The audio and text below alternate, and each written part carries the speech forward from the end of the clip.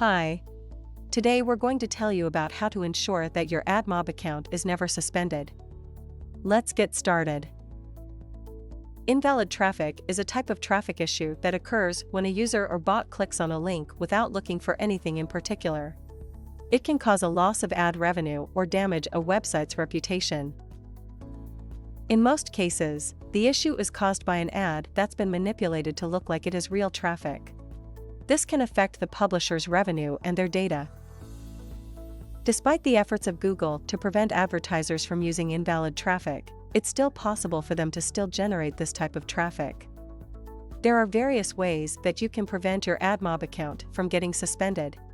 These are steps to ensure that it doesn't happen. Never click your own ads. Instead, use testing tools.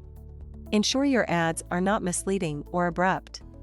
Do not use unauthorized third-party traffic sources. Cooperate or let experts manage your AdMob account. Hope you found the information useful.